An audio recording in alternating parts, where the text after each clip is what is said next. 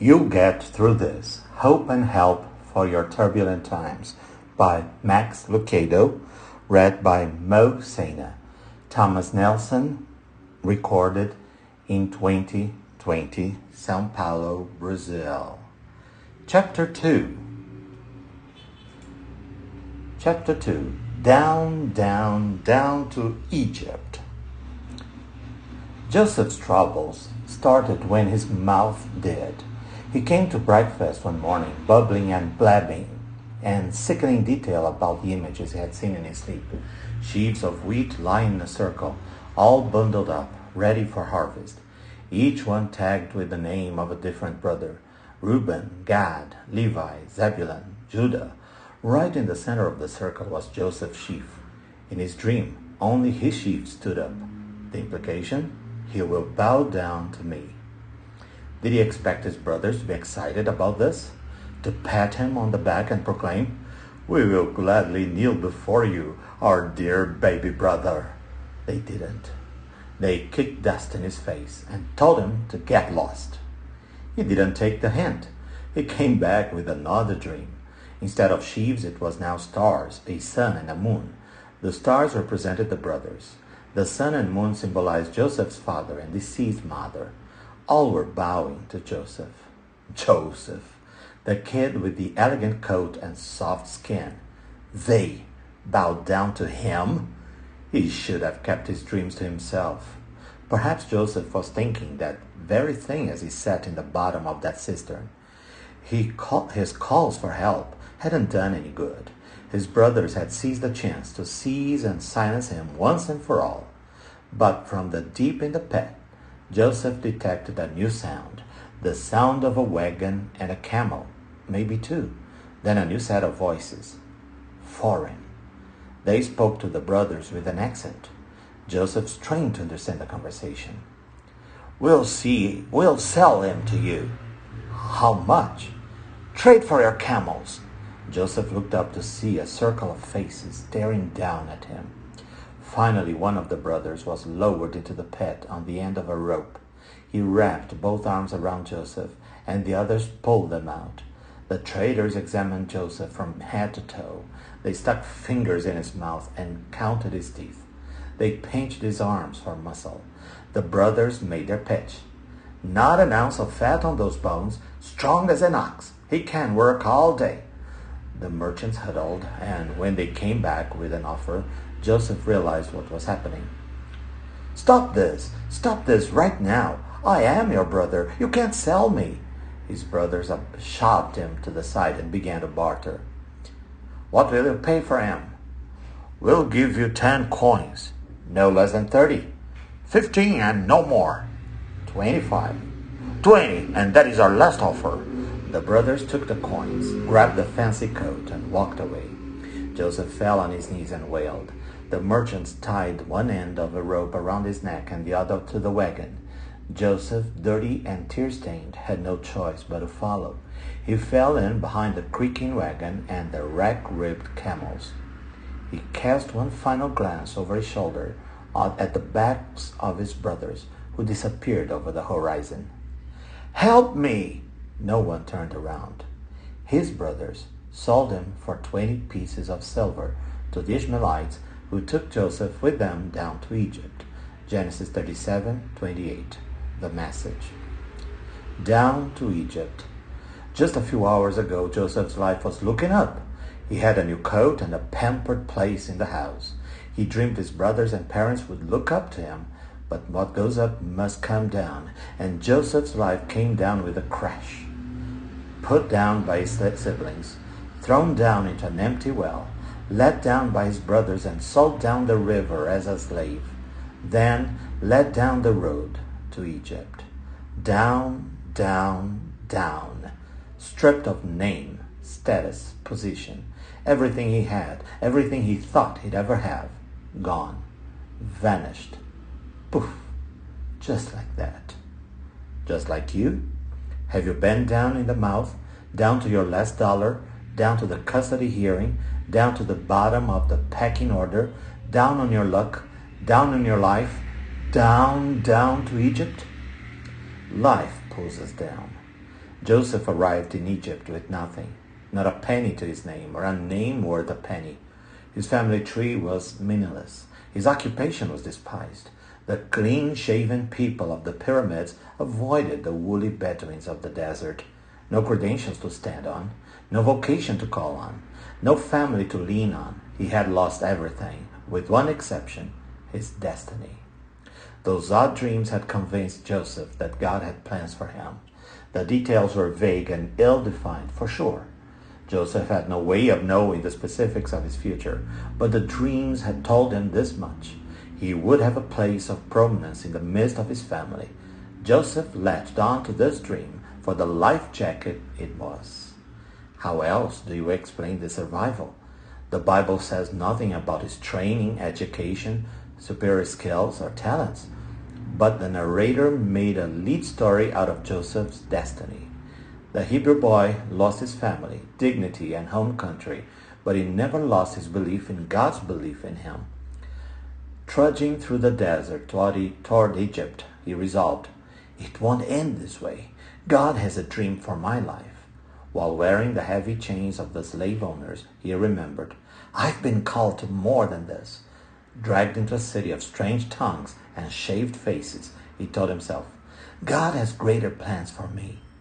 God had a destiny for Joseph, and the boy believed in it. Do you believe in God's destiny for you? I'm entering my 4th decade as a pastor. 30 years is plenty of time to hear Joseph's stories. I've met many Egypt-bound people. Down, down, down.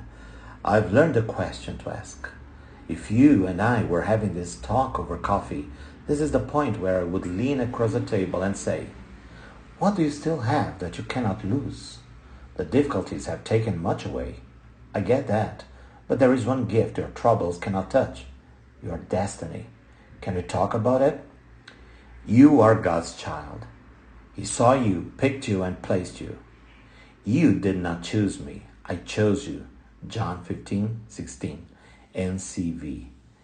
Before you were a butcher, baker, or cabinet maker, male or female, Asian or black, you are God's child. Replacement or fill-in? Hardly. You are his first choice. Such isn't always the case in life. Once, just minutes before I officiated at a wedding, the groom leaned over to me and said, "You weren't my first choice." I wasn't? No, the preacher I wanted couldn't make it. Oh, but thanks for filling in. Sure, anytime. I considered signing the marriage license substitute. You'll never hear such words from God. He chose you. The choice wasn't obligatory, required, compulsory, forced, or compelled. He selected you because he wanted to. You are his open, willful, voluntary choice. He walked onto the auction block where you stood, and he proclaimed, "This child is mine." And he bought you with the precious blood of Christ, as of a lamb without blemish and without spot. 1 Peter 1:19. You are God's child. You are his child forever. Don't believe the tombstone. You are more than a dash between two dates. When this tent we live in, our body here on earth, is torn down, God will have a house in heaven for us to live in, a home he himself has made, which will last forever. 2 Corinthians 5:1, TEV. Don't get sucked into short-term thinking.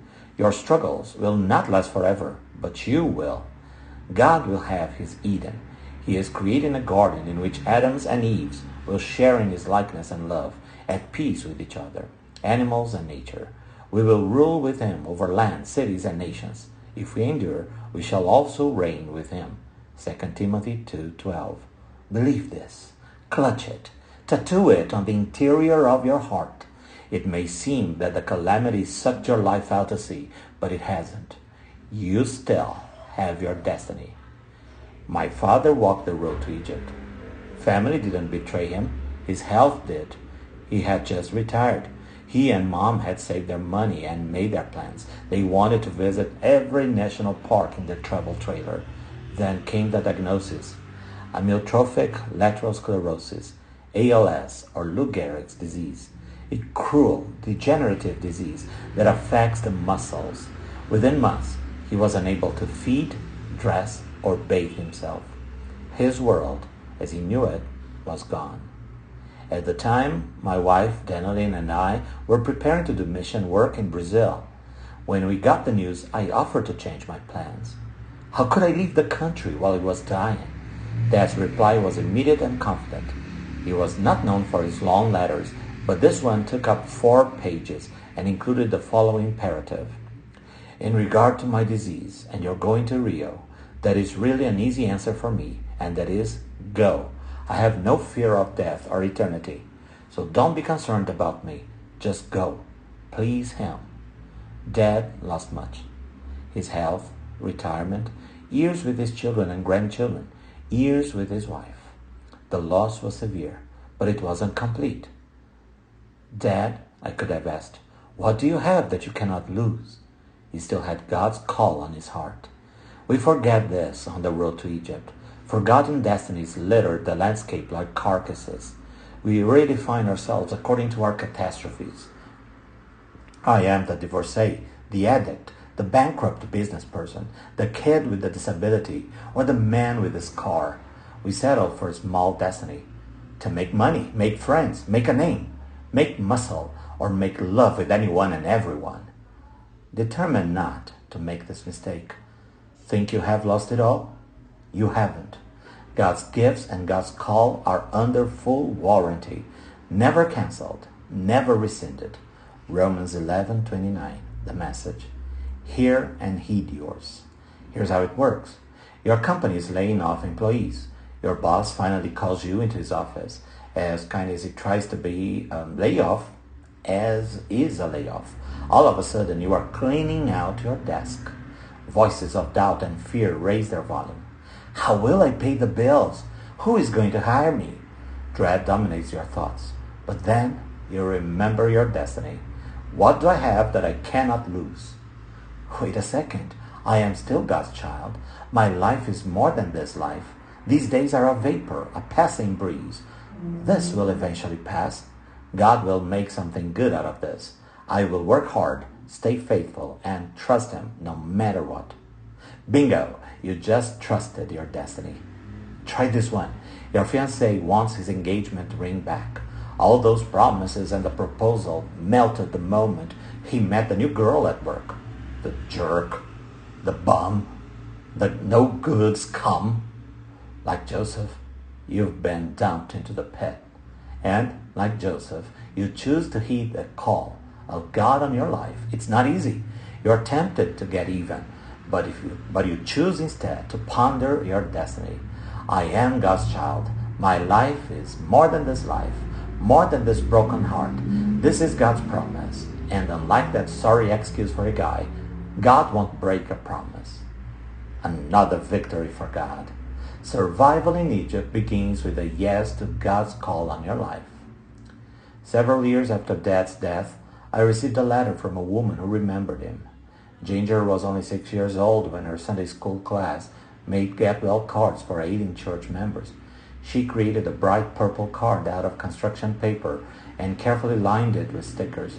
On the inside she wrote, I love you, but most of all, God loves you. Her mom baked a pie and the two made the delivery. Dad was bedfast. The end was near. His jaw tended to drop, leaving his mouth open. He could extend his hand, but it was bent to a claw from the disease. Somehow Ginger had a moment alone with him and asked a question, as only a 6-year-old can. Are you going to die? He touched her hand and told her to come near. Yes, I am going to die. When? I don't know. She asked if he was afraid to go away. Away is heaven, he told her. I will be with my father. I am ready to see him eye to eye. About this point in the visit, her mother and mine returned. Ginger recalls. My mother consoled your parents with a fake smile on her face, but I smiled a big, beautiful, real smile, and he did the same and winked at me. My purpose for telling you all this is my family and I are going to Kenya. We are going to take Jesus to a tribe on the coast. I'm very scared for my children because I know there will be hardships and disease. But for me, I am not afraid because the worst thing that could happen is getting to see my father eye to eye. It was your father who taught me that earth is only a passing through, and death is merely a rebirth. A man near death, winking at the thought of it. Stripped of everything? It only appeared that way. In the end, Dad still had what no one could take. And in the end, that is all he needed. This is Mosena, chapter 2, for the book You'll Get Through This. Down, down, down to Egypt. Thank you for listening.